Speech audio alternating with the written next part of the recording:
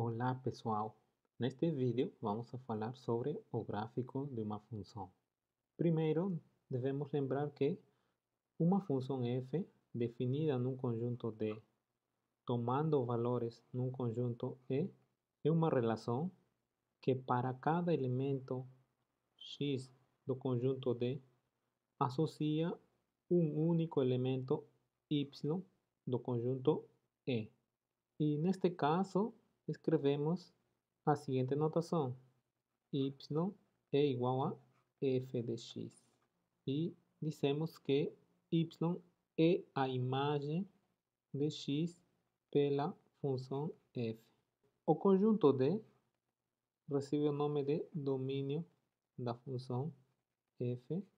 O conjunto E é chamado contradomínio da função f. E temos um subconjunto importante do contradomínio, que é o conjunto imagem de f. A imagem de f é o conjunto dos elementos do contradomínio, que são imagens dos elementos do domínio pela função f. Em linguagem simbólica, um elemento do contradomínio pertence à imagem de f se esse elemento é a imagem de um elemento do domínio pela função f. Agora, nós estamos interessados no caso em que o domínio vai ser um subconjunto dos números reais e o contradomínio também vai ser um subconjunto dos números reais. E nesse caso, dizemos que nossa função é uma função de uma variável real tomando valores reais. Logo, tendo uma função de uma variável real tomando valores reais, o gráfico de uma função vai ser o subconjunto do plano numérico R2, ou seja, vai ser um subconjunto de pares ordenados de números reais, e esse subconjunto é composto pelos elementos da forma x f de x, onde x é um elemento do domínio. Em linguagem simbólica, o gráfico de uma função é expressado dessa forma. Agora, o plano numérico R2 é identificado com um plano cartesiano, ou seja, um plano geométrico onde temos um sistema de coordenadas retangulares. Dessa forma, uma representação geométrica do gráfico de uma função está dada por essa figura. Agora, devido a que para cada elemento do domínio de uma função corresponde um único elemento do contradomínio, temos que nem toda curva no plano cartesiano vai ser o gráfico de uma função. De fato, temos um teste geométrico para saber se uma curva no plano cartesiano é o gráfico de uma função. O teste é chamado teste da reta vertical e ele afirma que uma curva no plano geométrico é o gráfico de alguma função se e somente se nenhuma reta vertical intersecta a curva mais de uma vez.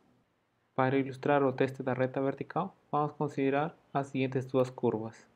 A primeira curva no plano cartesiano é um círculo e esse círculo não pode representar o gráfico de uma função, pois temos que o teste da reta vertical não é verificado, já que, por exemplo, essa reta vertical intersecta a curva em dois pontos.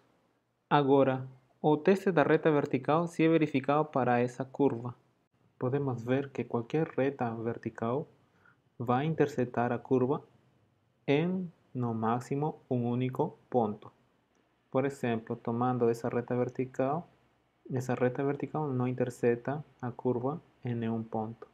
Agora, tomando a reta vertical passando pela abscissa 1, vemos que a reta intersecta a curva num único ponto. De maneira similar, podemos ver se tomarmos uma reta vertical passando pela abscissa 4, a reta intersecta a curva em um único ponto. E fica claro que qualquer reta vertical vai interceptar a curva no máximo em um único ponto. Portanto, pelo texto da reta vertical, essa curva representa o gráfico de uma função. E a função cujo gráfico está dado por essa curva é a função raiz quadrada. E lembrar que o gráfico de uma função é o conjunto de pares ordenados da forma x, f de x, onde x é um número do domínio. A função raiz quadrada tem domínio todos os reais maiores ou iguais a zero. Dessa forma, vemos que o ponto 1, 1 está no gráfico da função raiz quadrada. O ponto 4, 2 também está no gráfico da função raiz quadrada. O ponto 9,3 está no gráfico da função raiz quadrada. E isso pode ser corroborado no gráfico, pois esse ponto vai ser o ponto 1,1, esse ponto vai ser o ponto 4,2 e mais ou menos esse ponto aqui seria 9,3. Então é importante ter em mente que essa curva representa o gráfico da função raiz quadrada de x. Bem, agora queremos ver o seguinte. Vamos ver que podemos obter o gráfico de algumas funções a partir do gráfico de uma função dada. Por exemplo, se tivermos f de x uma função e tomando c um número real positivo, para obter o gráfico da função f mais a constante c, simplesmente tomamos o gráfico da função f e deslocamos esse gráfico da f em c unidades para cima.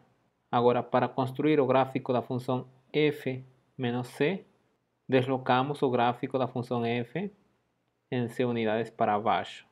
Se tivermos a função f de x menos c, neste caso, para obter o gráfico dessa função, vamos deslocar o gráfico da função f em c unidades para a direita e o gráfico da função f de x mais c vai ser obtido do gráfico da função f deslocando ele em c unidades para a esquerda. Outros casos simples para obter o gráfico de uma função a partir do gráfico de uma função dada é fazendo reflexões em torno do eixo x e do eixo y. Para obter o gráfico da função menos f de x, simplesmente vamos a refletir o gráfico da função f em torno do eixo x. E para obter o gráfico da função f de menos x, vamos a refletir o gráfico da função f de x em torno do eixo y. Agora, vamos ilustrar essa observação com alguns exemplos. Bem, primeiro vamos considerar essa curva chamada de parábola. Essa curva é o gráfico da função x ao quadrado. Muito bem, temos o nosso gráfico da função x quadrado. Agora vamos fazer os deslocamentos verticais e horizontais e vamos ver como a função f vai mudando.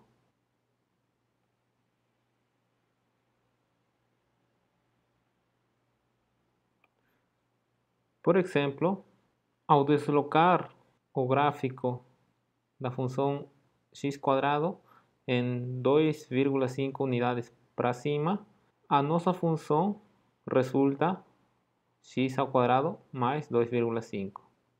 Agora vamos fazer o deslocamento vertical para baixo, ou seja, vamos obter funções da forma f de x menos c.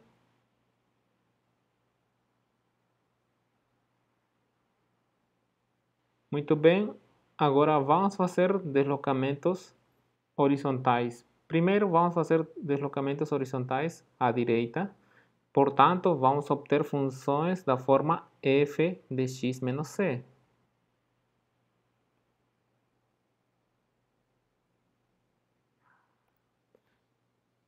Por exemplo, temos deslocado 3 unidades para a direita. Consequentemente, esse gráfico vai ser o gráfico da função x menos 3 ao quadrado. Agora vamos fazer deslocamentos horizontais para a esquerda. Ou seja, vamos obter gráficos das funções f de x mais c, que neste caso seria x mais c ao quadrado.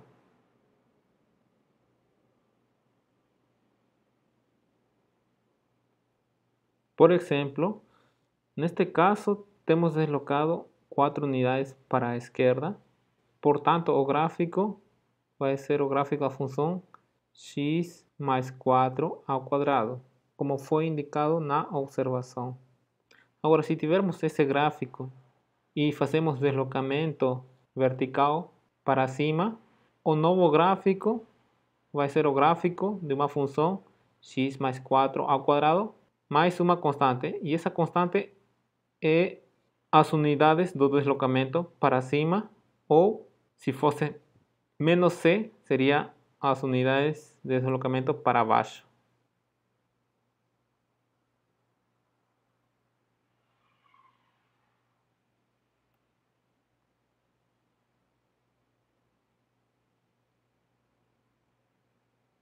Agora vejamos outro exemplo.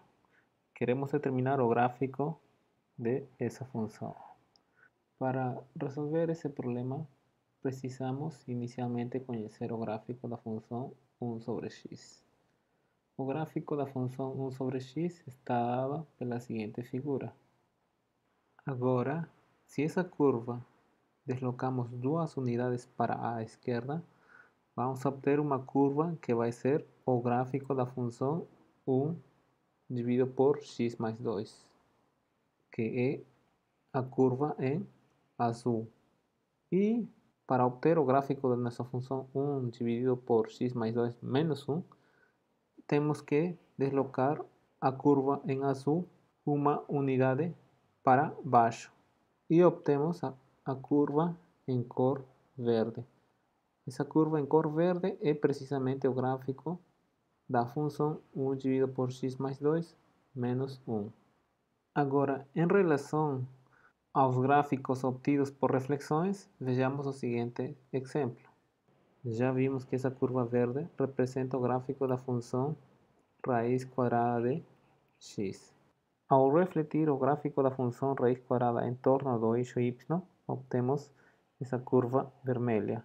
E essa curva vermelha vai ser o gráfico da função f de menos x, ou seja, vai ser o gráfico da função raiz quadrada de menos x. E se o gráfico da função raiz quadrada de x é refletida em torno do eixo x, vamos obter essa curva em azul. E essa curva em azul é o gráfico da função menos f de x, que neste caso seria menos raiz quadrada de x. Até agora temos visto o gráfico da função x quadrado. Também temos visto o gráfico da função 1 dividido por x e o gráfico da função raiz quadrada de x. Podemos ver que o gráfico da função x quadrado é simétrica em relação ao eixo y. E quando uma função tem seu gráfico simétrico em relação ao eixo y, essa função é chamada de função par. Uma definição equivalente é a seguinte: uma função é chamada par se satisfaz essa igualdade para todo x que esteja no domínio da função. O gráfico da função 1 sobre x é simétrico em relação à origem do sistema de coordenadas retangulares. E uma função cujo gráfico tem essa propriedade é chamada de função ímpar.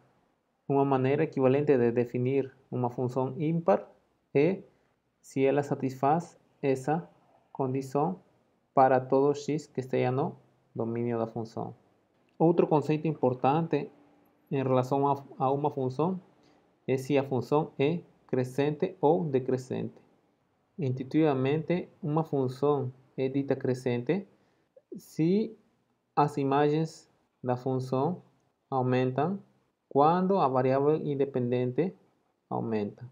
Por exemplo, a função raiz quadrada de x é uma função crescente.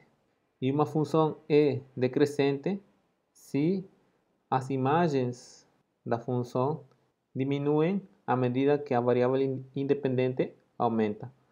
Por exemplo, tomando a função 1 sobre x e considerando o domínio dos x positivos, podemos ver que a função é decrescente, pois, à medida que x aumenta, suas imagens diminuem. De maneira similar, a função 1 sobre x restringida aos números reais negativos é uma função decrescente, pois, à medida que x aumenta, suas imagens diminuem. Já se considerarmos unicamente a função 1 sobre x com seu domínio natural, ou seja, todos os reais distintos de zeros, essa função não é crescente nem decrescente. Similarmente, a função x² com seu domínio natural, ou seja, todos os reais, essa função não é crescente nem decrescente.